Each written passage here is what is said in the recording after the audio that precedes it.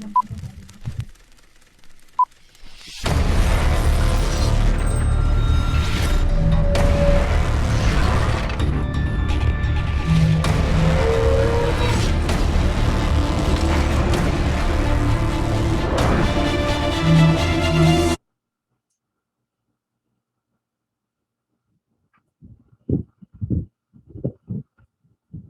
الله الرحمن الرحيم.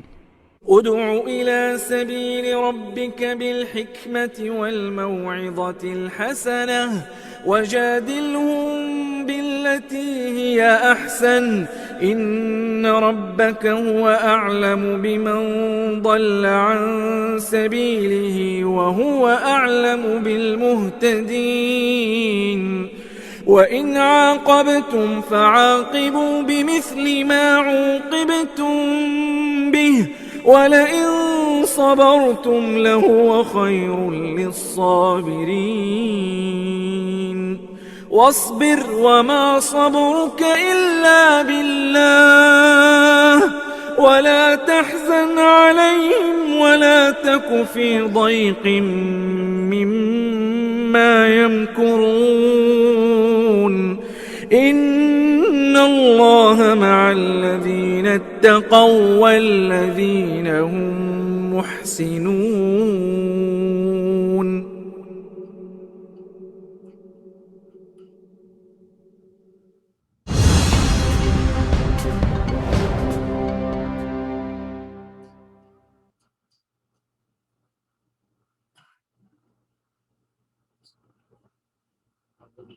Bismillahirrahmanirrahim. Bismillahirrahmanirrahim. Innal hamdalillah nahmaduhu wa nasta'inuhu wa nastaghfiruh wa na'udzu billahi min shururi anfusina wa min sayyiati a'malina. May yahdihillahu fala mudilla lahu wa may yudlil fala hadiya lahu.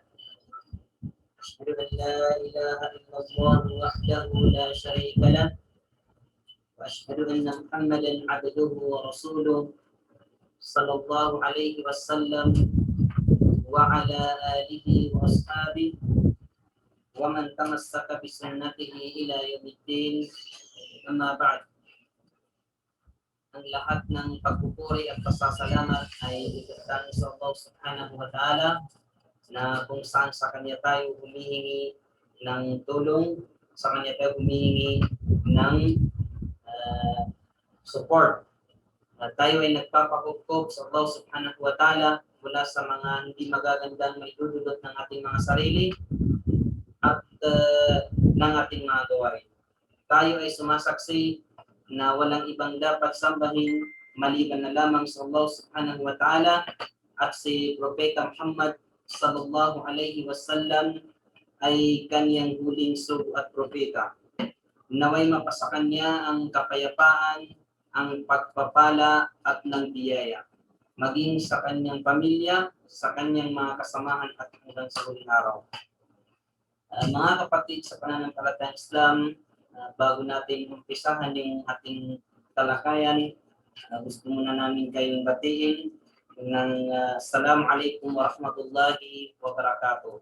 Sa lahat ng ating mga viewers sa online, sa lahat ng mga nakikinig ngayon, sa Zoom o sa live FB viewers, binabati ko namin kayo ng Assalamualaikum warahmatullahi wabarakatuh. Tayo po ay nagpapasalamat sa Allah subhanahu wa ta'ala. Pagkatapos nun ay nagpapasalamat din tayo sa League of the Bangsamoro Organizations sa pag-invite sa atin dito. Actually, may youth organization din akong kasali sa LDO. Pinapasalamatan po natin sila dahil sa kanilang initiative na nagkaroon ng ganitong programa na naipapaabot natin yung mensahe ng Islam. Ako po si Aminuddin Samporna, makakasama niyo ngayong oras, sa itong maikling oras na ito. Isang member ng Angelis Saleh Incorporated Cotabato City Chapter, membro din ng Al-Hibari Wat Takamul Incorporated, isang grupo ng mga kabataan na nagpapalaganap din ng Islam, isang da'wah organization dito sa ating lugar. Okay. Ang topic natin ngayon ay mensahe para sa mga kabataan. Ngunit ang gusto natin na message para sa mga kabataan ay hindi yung kathang isip o gawa-gawa o kung ano yung naisip ko lang na iparating sa inyong lahat. Kundi ang mensahe ito ay mula sa Quran at sa Sunnah ng Propeta Muhammad sallallahu alaihi wasallam. May isang khutbah na ginawa ang isa sa kilalang ulama, Muslim scholars, patungkol sa mensahe sa mga kabataan.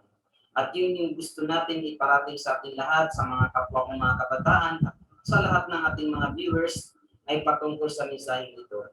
Na hindi ito gawa-gawa ko lang, kundi ginawa ito ng ating mga ulama. At yun yung gusto natin ipaliwanag sa ating lahat. Bago pa man yun, balikan muna natin kung paano binanggit ng Allah subhanahu wa ta'ala ang mga kabataan sa Quran. Ibig sabihin, nagbigay ng mensahe ang Allah subhanahu wa ta'ala, pinuri niya ang mga kabataan sa Quran. Na kung saan sinabi ng Allah subhanahu wa ta'ala, ba'da a'udhu billahi minash shaitanir rajim, innahum fityatun amanu birabbihim wa zidnahum huda. Sinabi ng Allah subhanahu wa ta'ala, katotohanan sila yaong mga kabataan na naniniwala o nananampalataya sa Allah subhanahu wa ta'ala. Ibig sabihin, ang katangian ng mga kabataan na ito na binanggit ng Allah subhanahu wa ta'ala ay yung paniniwala. Sila yung mga kabataang naniniwala sa Allah subhanahu wa ta'ala, nananampalataya sa Allah subhanahu wa ta'ala. Pagkatapos dun ay dadagdagan pa namin, sabi ng Allah subhanahu wa ta'ala, sa kanila yung daylas. So yan ang kabataang binanggit ng Allah subhanahu wa ta'ala sa banal na Quran, ay yung mga kabataan na naniniwala sa Allah subhanahu wa ta'ala. Mga kapatid sa pananampalatayang Islam, gusto natin talakayin sa oras na ito yung binanggit ko sa inyo na isang khutbah ng isang kilalang ulama dito sa lugar natin. Itong mensahe na ito, itong khutbah na ito, ay ginawa siya para sa mga kabataan. Address ito sa mga kapwa kong kabataan. Ito ay pakinggan natin mga kapatid sa pananampalatayang Islam. Alam natin na ang mga kabataan, ito yung pinakapanyag na kasabihan daw ng mga kabataan ay sila yung pag-asa ng kinabukasan. Ngunit sa pananaw ng ating mga ulama, ang mga kabataan ay sila yung nagsisilbing foundation ng generasyon. At sila rin yung silahus sya'ub. Sila rin yung nagsisilbing kumbaga sandata ng kasalukuyan. Na sila ay malaki yung kanilang responsibilidad sa panahon ngayon. Kung kaya gusto natin na talakayin itong mensahe na ito dahil ito yung pananaw ng ating mga ulama. Sinabi rin nila na yung mga kabataan ay bukod sa sila yung malaki ang may responsibilidad sa panahon ngayon, sila rin yung nagsisilbing pag-asa ng kinabukasan. Mga kapatid sa pananampalatayang Islam, ang kabataan ay sila yung lakas ng generasyon. Ibig sabihin, yung sa kasalukuyang panahon. Ika nga mayroong sinasabi ang ating mga pukaha na sabi nila, upang magtagumpay daw yung isang society, kailangan niya ang quwwatus syabab wa hikmatus syuyukh. Kailangan niya yung lakas ng kabataan at yung hikma, wisdom ng mga matatanda. Mga kapatid sa pananampalatayang Islam, yung mga kabataan ay sila rin yung nagsisilbing pride ng generasyon. Dahil nga sinabi natin na malaki yung ginagampanan nila dito sa mundong ito. Ngunit mga kapatid sa pananampalatayang Islam, ano ba ang dapat na ma-realize nating mga kabataan? O tayong lahat, maging sino man, ano ba yung dapat na ma-realize natin? Una, isipin natin kung bakit tayo nilikha. Limadha khuliqta? Bakit ka ba nilikha? Mal ghayatu min wujudi? Hanggang saan ba yung pananatili natin sa mundong ito? Bakit ba tayo nilikha ng Allah subhanahu wa ta'ala? At alam natin na napakalinaw yung dahilan kung bakit tayo nilikha ng Allah subhanahu wa ta'ala. Yun yung sinabi ng Allah subhanahu wa ta'ala, Ba'da a'udhu billahi minash shaitanir rajim, wa ma khalaqtul jin wal ins illa liya'budun. Yan yung dahilan kung bakit tayo nilikha ng Allah subhanahu wa ta'ala ay upang sambahin natin ng Allah subhanahu wa ta'ala. So yan yung dapat na nare-realize ng mga kabataan.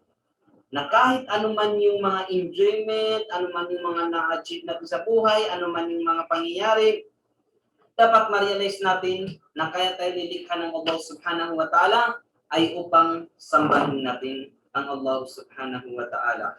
Isa pang napaka-importanting realization na para saan ba yung pamumuhay natin?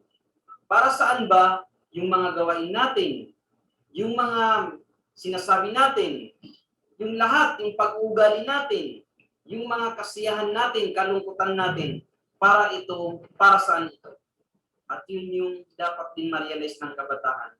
Na ang lahat ng ito ay dapat para sa Allah subhanahu wa ta'ala. Dahil yun yung sinabi ng Allah subhanahu wa ta'ala, Ba'da a'udhu billahi minash shaitanir rajim, Qul inna salati wa nusuki wa mahyaya wa mamati lillahi rabbil alamin. Sinabi ng Allah subhanahu wa ta'ala sa banal na Quran, sabi niya, yung sabihin mo ya Muhammad, na yung pagsamba, yung 5 times a day, yung pagkatay ng mga hayop, halimbawa yung kambing, yung kung ano man yung mga halal sa mga Muslim na kinakatay, yung pamumuhay, yung kamatayan, ang lahat ng ito ay para sa Allah subhanahu wa ta'ala. So isa rin yan sa dapat na ma-realize natin mga kapatid sa pananampalatayang Islam. Bakit? Dahil kapag mayroon tayong gagawin, tanungin natin ang ating mga sarili. Para saan ba itong gagawin ko? Ito ba ay lillahi subhanahu wa ta'ala? Ito ba ay uri ng pagsamba sa Allah subhanahu wa ta'ala? Ito ba ay nagugustuhan ng Allah subhanahu wa ta'ala? Itong gusto kong gawin ba ay katanggap-tanggap sa Allah subhanahu wa ta'ala? Kaya balikan natin yung unang mensahe na sinabi, pinaliwanag natin yung sinabi ng Allah subhanahu wa ta'ala, na ma khalaqtul jin wal ins illa liya'budun. Dapat balikan natin yung sinabi ng Allah subhanahu wa ta'ala na kung ano man yung gusto natin gawin ay dapat para sa Allah subhanahu wa ta'ala. Dahil walang ibang dapat sambahin maliban na lamang sa Allah subhanahu wa ta'ala. At yan yung unang mensaheng gusto natin iparating sa mga kabataan. Pangalawa, mga kapatid sa pananampalatayang Islam, dapat alam natin kung sino yung mga kinakasama natin. Mantusahid. Sino ba yung kinakasama natin? Yan yung isa sa mga katangian ng mga sahaba ay yung sinasabing sohbatul akhyar. Yung pagpili nila ng mga good companions. Yung mga mabubuting mga kasama. Dahil yung mga sarili natin ay maaring mapiktuhan ng mga kasama natin, umaaaring tayo yung nakakaapekto sa mga kinakasama natin. So dapat pinipili natin ito. Yung mga kinakasama natin. Baka ang kinakasama natin ay yung mga taong mayroon pala silang hindi magagandang gawain. Sinabi ng Propeta Muhammad sallallahu alayhi wasallam, Al-mar'u ala dini khalili. Falyandur ahadukum man yukhalil. Sinabi ng Propeta Muhammad sallallahu alayhi wasallam sa pinakamalapit nitong kahulugan na ang tao ay nakadepende yan siya sa kung sino yung kinakasama niya, kung ano yung relihiyon ng kinakasama niya. Sabihin, kung ako, makikita niyo yung mga kasama ko ay mga Muslim, maaaring yun din yung judgment sa akin ng mga tao ay yung pagiging Muslim ko. Kaya sinabi ng Allah sinabi ng Propeta Muhammad sallallahu alaihi wasallam, "Falyandur ahadukum man yukhalil." Dapat tinitingnan ng isa sa inyo kung sino yung mga kinakasama niya. Kasi maaaring yung kasama natin ay maapektuhan tayo, madamay tayo, o mahawa niya tayo sa kanyang gawain. For example, no, hindi natin tinitira o any special mention, pero gusto lang natin halimbawa, ibigyan example. Kung meron kang kasamang naninigarilyo, ngayon, yung paninigarilyo niya, maaaring mahawa ka dun sa gawain niya, na maaaring mag-umpisa yan sa pakikisama, na gusto mo rin tikman yung pagsisigarilyo. Ngunit hindi mo alam na dun sa unang bisis mo palang tinikman yung pagsisigarilyo, ay naapektuhan ka pala niya. Nahawa ka na niya dun sa gawain na yun. Hanggat sa ikaw na rin ay naging nakasanayan mo na rin yung paninigarilyo na yun. So mag-ingat tayo doon, mga kapatid, sa pananampalatayang Islam. Yung mga pinipili natin ng mga kaibigan o kinakasama ay dapat yung mga gawain nila ay naayon din sa katuruan ng Islam. Kasi halimbawa, no, kung ang mga kasama mo ay mga ulama, so mashallah, pagdating ng mga ulama, makikita nila na mashallah yan yung mga ulama. Pero kapag ang mga kasama mo ay yung mga adik, ngayon, pag dumating kayo sa mga tao, maaaring ang sabihin ng mga tao, darating na naman itong mga adik na to. So kahit ikaw, na hindi ka kasama doon sa adik na yun, ngunit nang dahil sa sumama ka sa kanila, nasali ka sa kanilang mga gawain.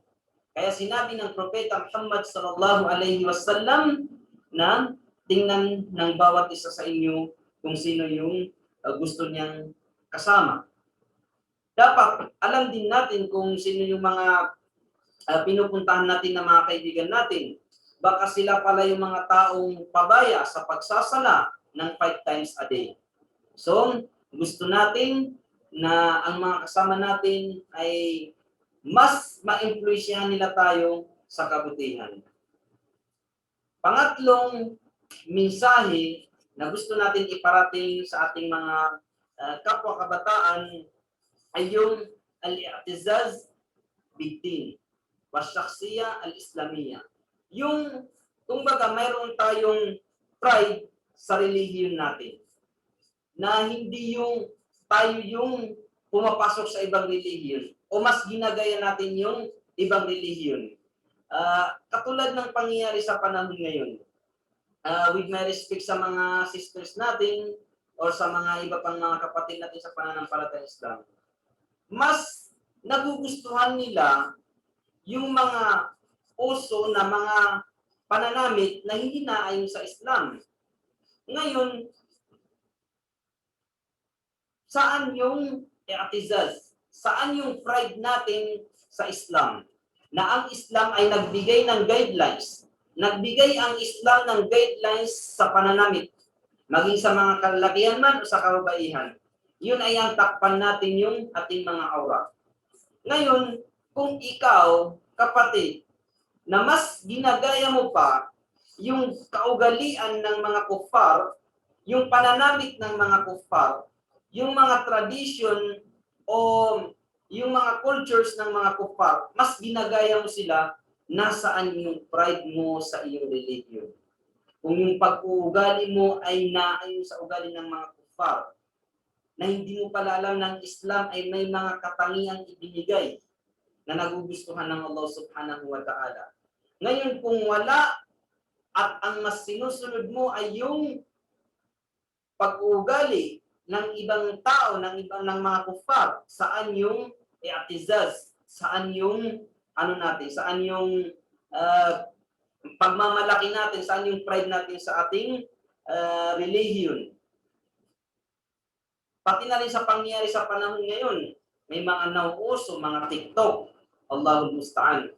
Nakikita natin, napapanood natin sometimes na mga nag-trending sa Facebook, kahit hindi natin sinasadya, pero sadyang dumadaan sa Facebook natin, kasi nga, friend natin siya, kasi nga, Muslim siya, friend natin sa Facebook, pero nakikita natin na mayroon silang mga TikTok. So hindi ba't yan ay ginawa at para sa mga kufar?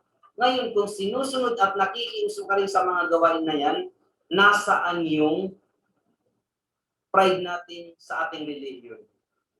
Yun yung sinabi ng Propeta Muhammad sallallahu alaihi wasallam na sa pinakamalapit nitong kahulugan na darating yung panahon na unti-unti natin sinusunod yung kaugalian, yung kultura ng mga kufar. Nang sybrang-sybrang yung paunti-unti hanggat sa tayo na inadik, hanggat sa tayo na inahawa sa kanilang pag-ugali, sa kanilang mga kultura. Ngayon, tinanong ng Propeta Muhammad sallallahu alaihi wasallam, An-Nasara wal Yahud, sinabi ng Propeta Muhammad sallallahu alaihi wasallam, bala, naam.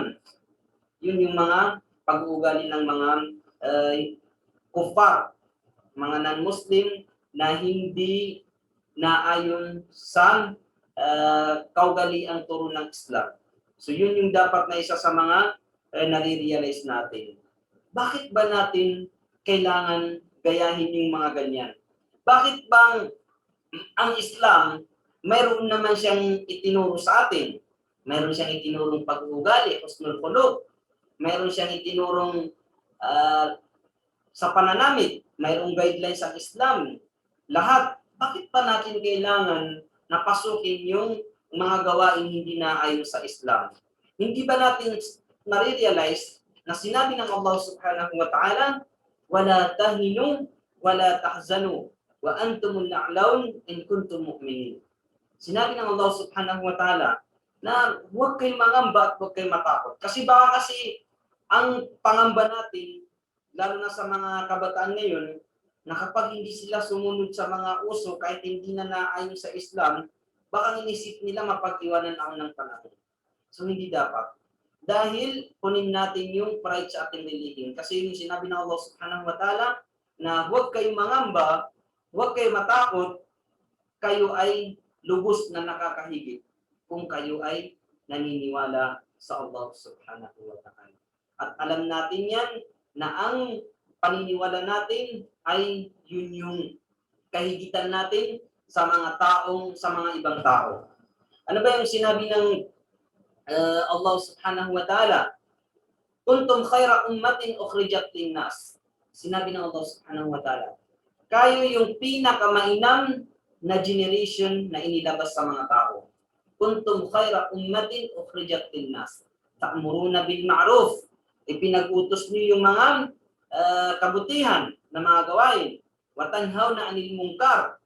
At ipinagbabawal niyo yung mga hindi magagandang gawain, yung mga ipinagbawal ng Allah subhanahu wa ta'ala. Ngayon, kahit sinong tao ay kaya niya yung gawin. Kahit si President Duterte, kaya niyang gawin na ipag-utos niya yung mga mabubuti at ipagbawal niya yung mga masama. Katulad ng mga sa panahon ngayon, na pinagbabawal nila yung mga drug lord, yung mga criminals. Lahat, pwede natin yan gawin. Pwede tayo mag-utos ng mabuti. Ngunit, ang pangatlong katangian kung bakit ang generation natin, yung mga mu'min ang pinakamainam na nilabas ng Allah subhanahu wa ta'ala dun sa pangatlo, na wa tu'minuna billah. Yun yung sinabi ng Allah subhanahu wa ta'ala na kayo ay naniniwala at nananampalataya sa Allah subhanahu wa ta'ala. Ngayon, bakit pa natin kailangan kunin yung kaugalian ng mga kufar? Bakit pa natin kailangan gayahin yung pananamit nila kung mayroon naman ang Islam? At yan ay kasama sa mga mensaheng gusto natin ma-realize sa panahon ngayon.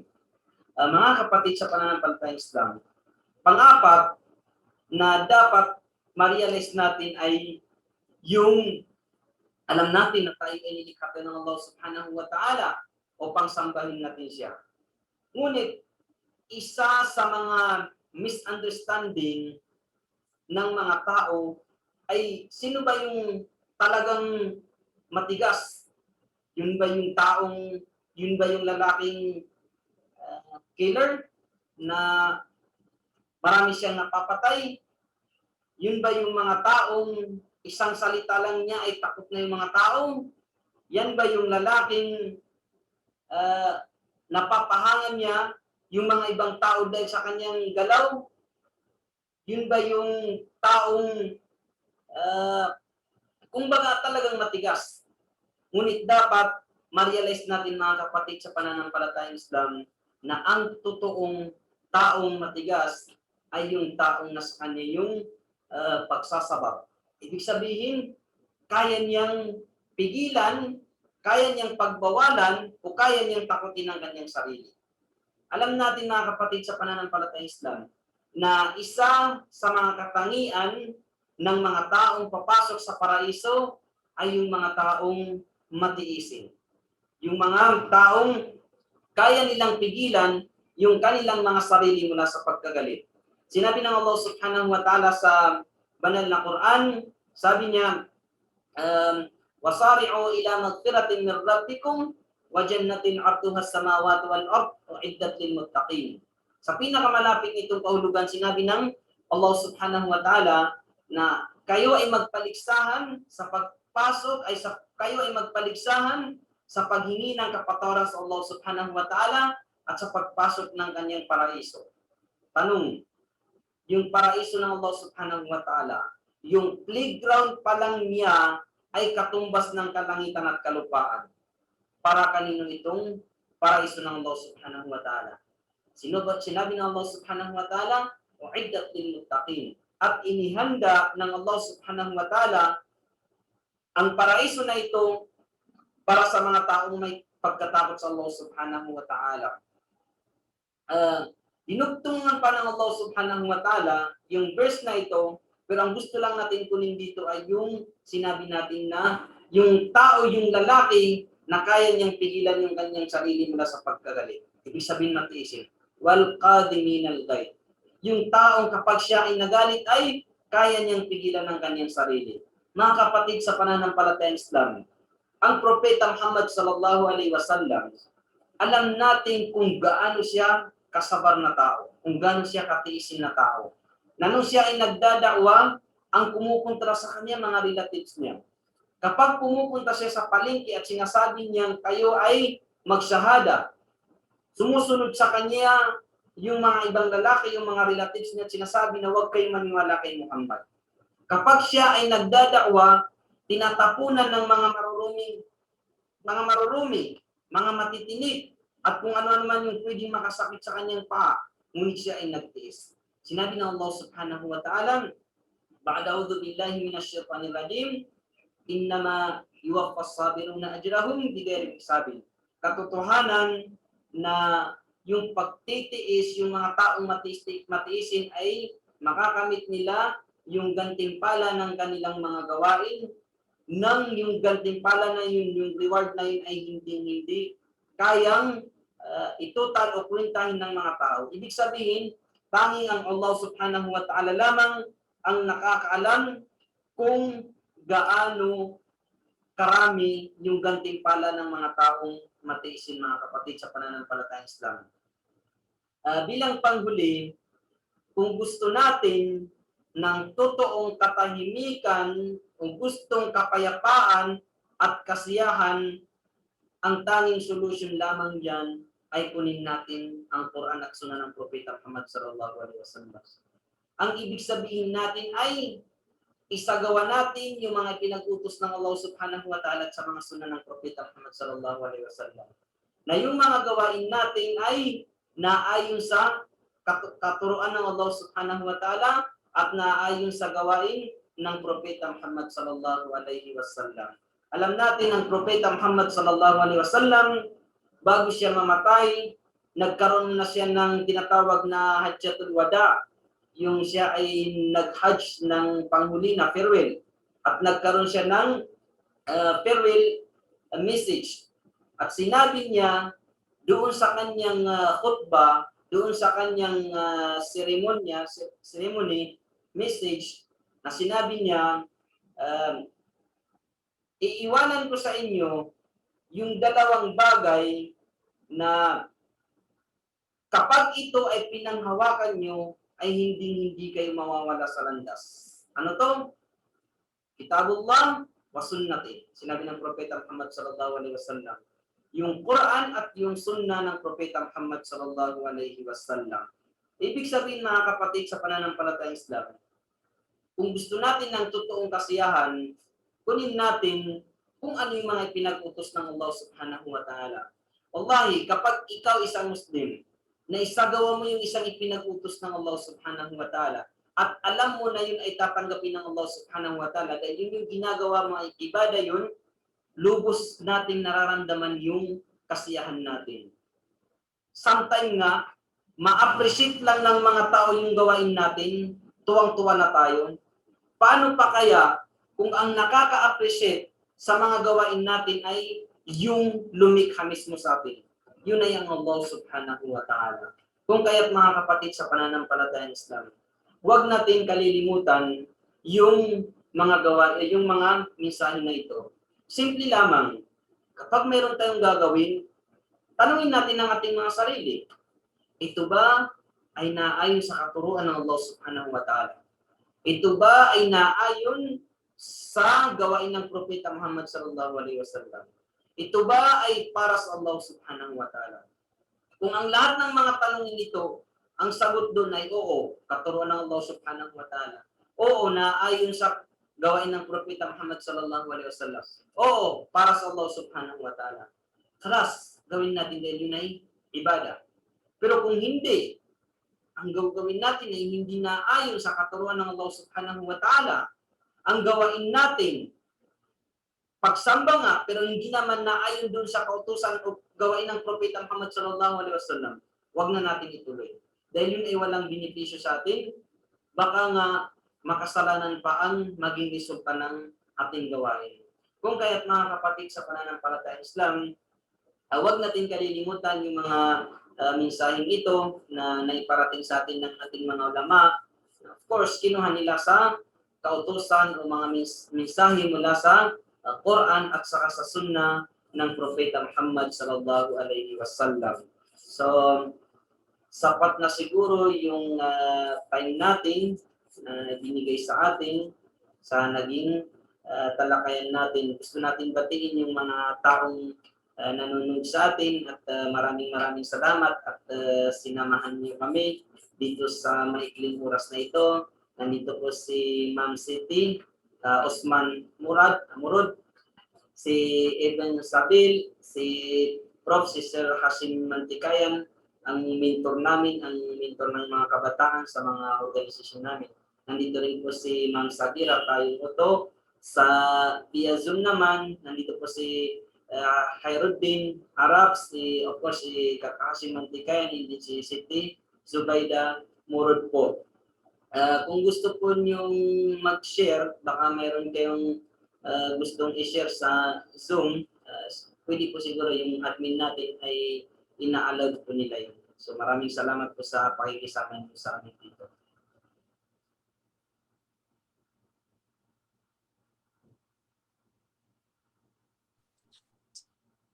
Assalamualaikum, brother. Waalaikumsalam warahmatullahi. Alhamdulillah, wassalatu wassalamu ala asrafil anbiya wal mursalin. Sayyidina Muhammad wa ala alihi wasallam wa ba'd. Alhamdulillah, una sa lahat ay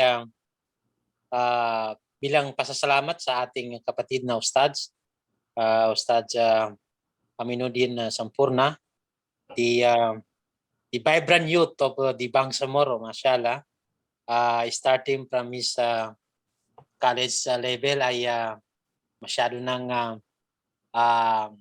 isa sa mga ating mga kabataan na aktibo sa pagpapalaganap ng Islam at hindi lang po pagpapalaganap kundi pagsagawa po ng katuruan ng Islam at hanggat nakapag-aral po siya sa may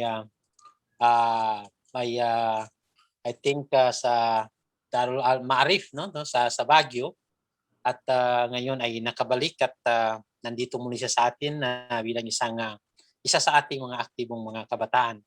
Napakaganda po ng kaniyang mensahe para sa atin lahat, lalong-lalo na sa ating mga kabataan. Nawa po ay masunod po at maisagawa natin ang tama para sa ating mga kabataan. Dahil ang ating mga kabataan ay sa Islam ay hindi lang po ang kabataan ay pag-asa ng bayan, kundi the youth of today is the successor of Islam. We are the successor of Islam. So kaya ganoon na lang kahalaga ito at meron tayong separate topic na devoted po doon sa ating mga kabataan. At ito po ay binigay rin ng isang maalam sa Islam na kabataan, tulad ng ating guest ngayon, si Brother Aminuddin. At marami pa po siya mga kasamahan na particularly sa kanyang organisasyon na kung saan siya nagmula sa may Al-Jalis Saleh, no?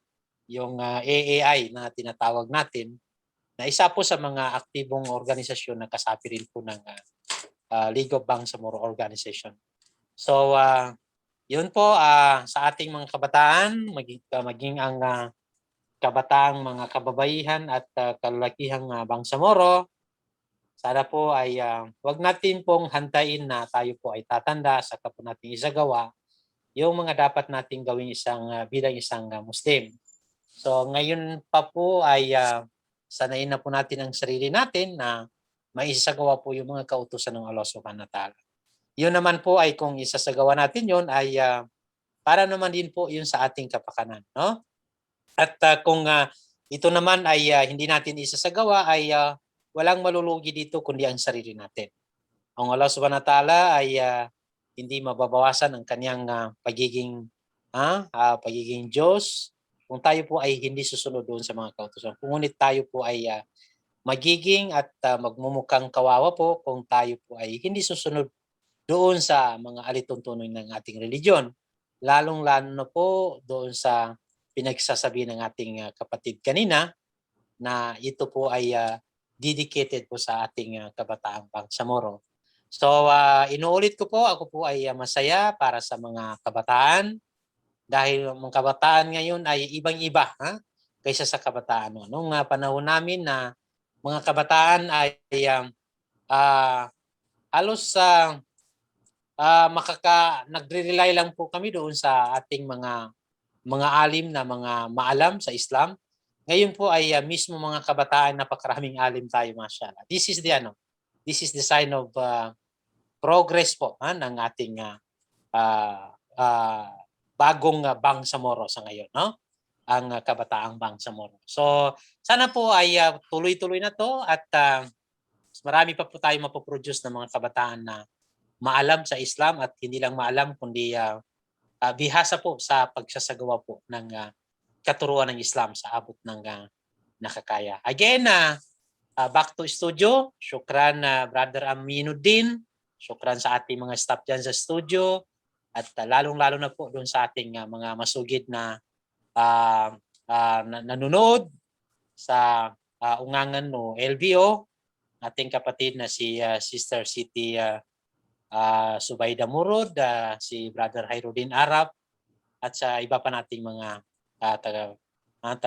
mga viewers. Assalamualaikum warahmatullahi ta'ala wabarakatuh. Waalaikumsalam warahmatullahi wabarakatuh. Syukran din po sa kay Kata Hashim Antikaya at sa leadership at sa lahat ng bumubuo ng League of Bangsamoro Organization, lalo na po ito sa social media, sa paghintay. Sa amin naman po bilang mga kabataan, alam po nila na we are always committed to serve and to help our Bangsamoro leaders. Siguro po sa mga susunod na araw, abangan din po natin yung mga iba pang mga stage natin, yung mga alim natin, na tatalakay naman nila yung mga iba pang topic na napili nila dito rin po sa social media ng League of Bangsamoro Organization. Hanggang sa muling pagsasama, gusto po namin sa inyo magpaalam. Wabillahi at tawfiq wal hidayah. Wassalamualaikum warahmatullahi wabarakatuh.